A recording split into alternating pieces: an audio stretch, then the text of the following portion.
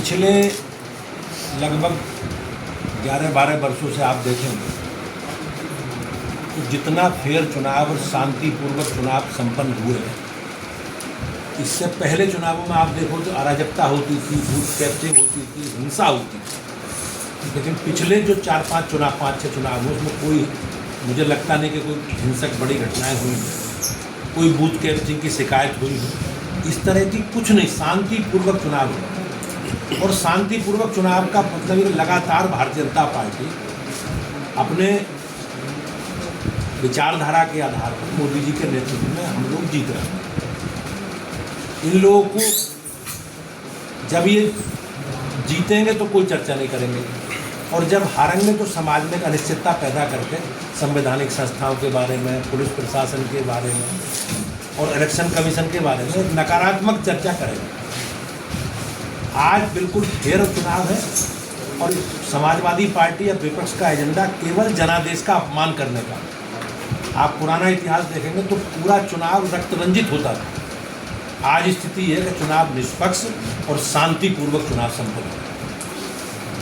एक राष्ट्र एक चुनाव को लेकर इस समय देश भर में बहस चल रही है और उस पर आगे भी कई कमेटियां हुई हैं। इस बारे में आपका क्या कहना है, एक राष्ट्र एक चुनाव को लेकर? लंबे समय से आपने देखो प्रारंभ में जब देश आज़ाद हुआ तो विधानसभा लोकसभा के चुनाव साथ ही होते थे, संभवतः शायद 67 तक साथ हुए। उसके बाद चुनाव तत्कालिक परिस्थितियों में विधानसभाएं भंग हुई तो चुनाव अलग अलग होने शुरू। कई अवसरों पर इलेक्शन कमीशन के द्वारा, संवैधानिक कमीशनों के द्वारा इस प्रकार के सुझाव रखे गए कि देश के हित में है एक देश में एक चुनाव। और निश्चित रूप से हमारी पार्टी का, हम सब लोग उसका प्रयास भी है, हमारी प्राथमिकता में है कि बार बार चुनाव होने से आचार संहिता लगती है, विकास के कार्य प्रभावित होते हैं, धन का भी अपव्यय होता है। तो देश इस रास्ते चले गए एक चुनाव, एक साथ में चुनाव हो, और इसके लिए हम सब लोग जो भी अभियान चल रहा है उस अभियान का हम लोग भी हिस्सा और प्रयास कर रहे हैं कि देश में जन जागरण के माध्यम से लोगों में जागृति आए और जिससे लोग इस पक्ष में खड़े हों। एक उत्तराखंड में समान नागरिक संहिता लागू हो चुकी है, उत्तर प्रदेश के बारे में क्या है, क्या कहीं अड़चन है? नहीं, ऐसा कुछ नहीं है, सरकार को निर्णय लेना है। उत्तराखंड राज्य ने इस पर निर्णय लिया है, उसका निर्णय ऐतिहासिक है, वो बधाई के पात्र है। हमारी संकल्प में भी समान नागरिक संहिता एक बात हम लोग भाजपा के लोग करते भी, लेकिन अब निर्णय राज्य को करना है, सरकार को करना है। मुझे उम्मीद है माननीय योगी जी इसको जल्दी काम करें। प्रदेश अध्यक्ष हैं आप, 2027 का चुनाव सामने है, तो क्या ये उत्तर प्रदेश की चुनावों के समय समान नागरिक संहिता का मुद्दा आपकी पार्टी का एजेंडा होगा?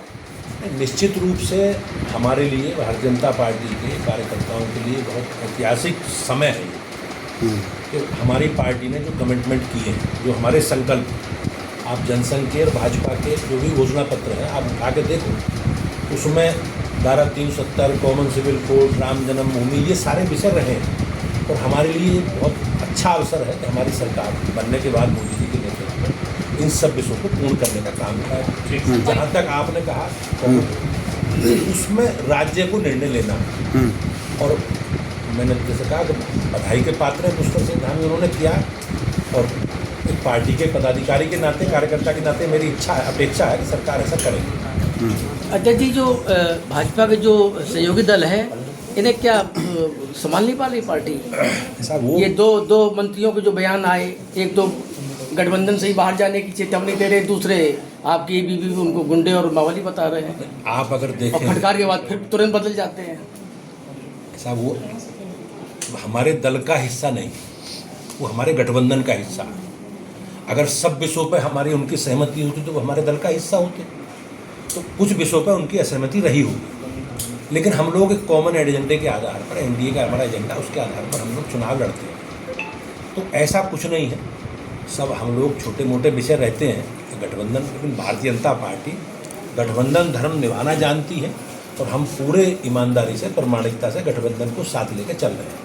जहाँ तक बयानबाजी का विषय है, वो स्थानीय कोई परिप्रेक्ष्य में कोई बात रही होगी, लेकिन इस प्रकार की कोई भी स्थिति नहीं है कि गठबंधन में कोई इस प्रकार की असहजता है। अच्छा अध्यक्ष जी, पूरे प्रदेश में महानगर जिला अध्यक्षों का गठन हुए तकरीबन 5 महीने से ऊपर हो गया है, तो अभी तक ये कमेटियाँ नहीं बन पा रही हैं। भारतीय जनता पार्टी, जैसे मैंने कहा कि हम लोग 1-2 व्यक्ति इसमें कोई इन्वॉल्व नहीं है, एक संगठन की रचना है। और संगठन के गठन की अगर आप प्रक्रिया देखोगे पुरानी, तो लगभग 1 वर्ष हम लोगों को संगठन के गठन में पहले लगता था। हमने प्रयास किया कि उस समय सीमा को कम किया जाए। हम लोग सदस्यता अभियान जनवरी से शुरू करते थे, प्रदेश अध्यक्ष का चुनाव लास्ट तक दिसंबर तक करते थे। इस बार हमने सितंबर में आरंभ किया प्रक्रिया, संगठन महापर्व अपना, और लगभग 2.5 करोड़ सदस्य हम लोगों ने राज्य में बनाए। ये ऐतिहासिक है। 10 लाख से ज़्यादा सक्रिय सदस्य बनाए। हमने 1,52,000 से अधिक बूथों पर स्थानीय समिति बनाई, 1918 मंडल बना लिए और 70 जिले घोषित कर दिए। संविधान में ये व्यवस्था है कि आधे से ज़्यादा इकाई अगर हो जाएगी तो अगला चुनाव हम करा सकते हैं। तो राज्य चुनाव के लिए तैयार है। केंद्रीय पार्टी को निर्णय लेना है, जब वो उचित समझे 2 दिन 4 दिन में प्रदेश अध्यक्ष का चुनाव हो जाए। एक बड़ा महत्वपूर्ण सवाल है, 2014 से 2025 तक का हम उत्तर प्रदेश में बीजेपी की स्थिति देखें तो 2017 में पहली बार सरकार बनी थी योगी जी की, तो 11 मंत्री बाहर के दलों के आए थे पार्टी में, और 2022 में 22 मंत्री बाहर के दलों के हैं। तो क्या आत्मनिर्भर नहीं है बीजेपी या दूसरे दलों पर ज़्यादा आश्रित है? ऐसा नहीं है। पार्टी हमारी कार्यकर्ता आधारित जन संगठन है, अधिकांश लोग हमारी, लेकिन हम बढ़ता हुआ राजनीतिक दल हैं। हम समाज के सब वर्गों का प्रतिनिधित्व करते हैं। तो कुछ ऐसे लोग हैं जो बाहर से भी आए हैं, लेकिन वैचारिक रूप से वो हमारे साथ घुले मिले हैं। तो ऐसा नहीं है। लेकिन पार्टी में आपका अगर देखा होगा तो 2012 में हमें विधानसभा चुनाव में लगभग 15-16% वोट मिले, लेकिन 2 साल बाद लोकसभा में हमारे वोट परसेंट 42% हो गए। तो नए लोग जुड़े तो हम बढ़ता हुआ राजनीतिक दल हैं। और भारतीय जनता पार्टी की विचारधारा हमारी ऐसी विचारधारा कि हम सब कुछ समाहित कर सकते हैं। Individual white